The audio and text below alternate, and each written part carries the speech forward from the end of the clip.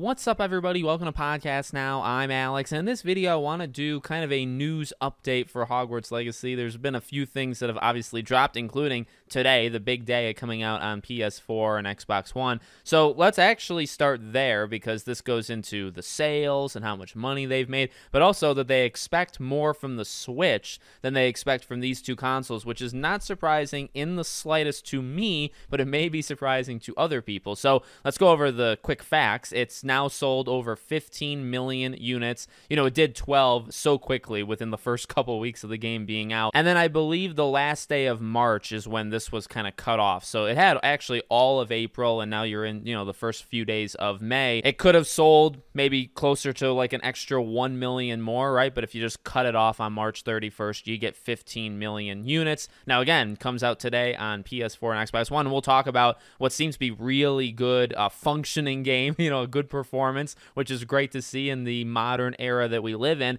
But then there was an earnings call, and they had talked about how this release is important, but that the Switch version is much more important. Basically, we see that as probably a much bigger install base and a fan base that, as it relates to the franchise of Harry Potter, which obviously appeals to a very big audience globally, and in markets like Japan, where Nintendo has a big footprint and Harry Potter skews very strongly in terms of popularity. We see a much bigger upside probably from that release, certainly, than the Gen 8 release. So, being very honest, I very much respect, in these earnings calls. I mean, I guess they're supposed to be honest, but no, I love that. I mean, we've been talking about that for a long time, that the Switch version, I honestly think, is a free, free is not, I'm using it in the wrong term, but, it's basically a free 2-3 million sales. I really think when you drop the Switch version in July, whatever the total units sold are at that point, just add 2 or 3 million to it easily,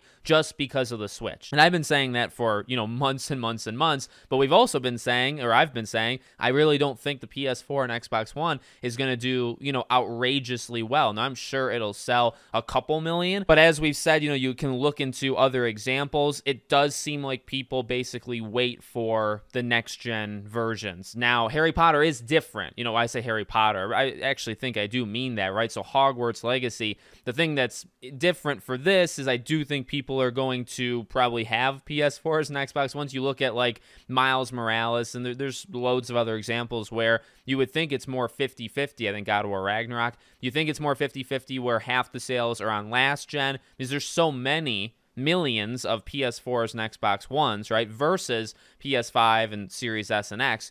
But the split actually is not 50-50. It's more like 70-30, sometimes like 80-20. People seem to, over the last couple of years, they almost wait it out and get the next-gen version versus the last gen. So I don't think it's going to do like, if people are saying it's going to do like double or something, insane like that. So it's at, say, 15 million, right? There's no way we get to say even like 25 or 22, 23. I don't even think maybe it crosses 20. Maybe the last gen versions helps it cross 20, but that would kind of even be a stretch in my opinion. I think the most of its sales, which includes the Switch, I'd say most of the sales, including Switch sales, is still going to come from PC, which is already out, PS5 already out, and Series S and X already out. So that's just, an opinion, but the game is doing outrageously well, and it's made $1 billion.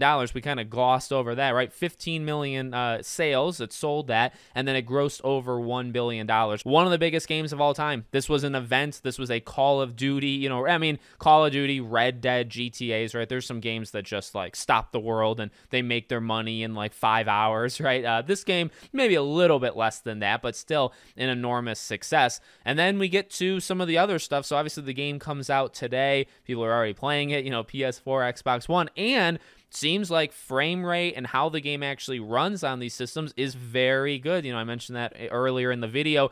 Great to see, because, we've had some Redfall, Star Wars Jedi Survivor. It really, the last couple big releases have definitely had some problems. Now, not, those games specifically, more problems on PC than actually on consoles, but they still did have issues on consoles. And, I don't know if I was concerned or worried. I mean, ultimately, I'm not going to be playing the game on the PS4, but I was definitely curious to see, there's a lot of walking through doors in Hogwarts Legacy, and they do a really good job with the fast loading times, right? Sometimes you have to wait a couple seconds at the door before it opens, but most times you can, just walk right through. How much would that get in the way? That seems to be one of the biggest things people have seen. So, like, on the positive, the frame rate is, like, locked in. People are reporting for PlayStation, locked in at that 30. If you unlock it, it can get up to, like, 40, 44. Like, it's a pretty steady and pretty well-running and looking game. Like, they did their work, which is great.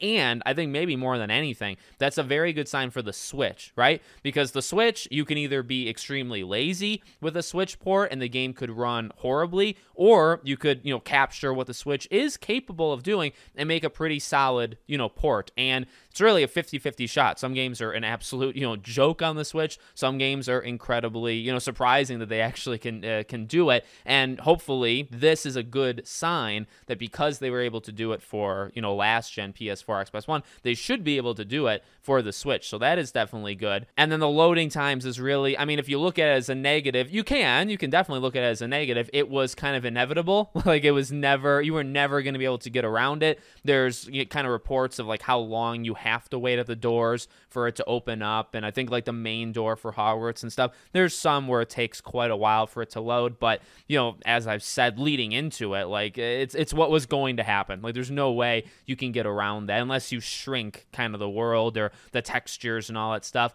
There's not too many ways around it. And then obviously we got the huge patch. That's kind of the last thing I want to go out on. One of the biggest things, or like the biggest thing I would actually probably argue, is that Arachnophobia mode. So they added that. I think it was pretty late. I don't want to get too much into the controversy of it. I made a video about a week ago on really the controversy the Star Wars Jedi Survivor had with having this kind of mode. I don't get it. I'm personally in support of an Arachnophobia mode. It's an irrational fear. People really have no control. There's the argument of soft versus not soft. Like I said, I've already talked about it, so I won't get too far in, but I'm in support of it, especially, let me throw this in.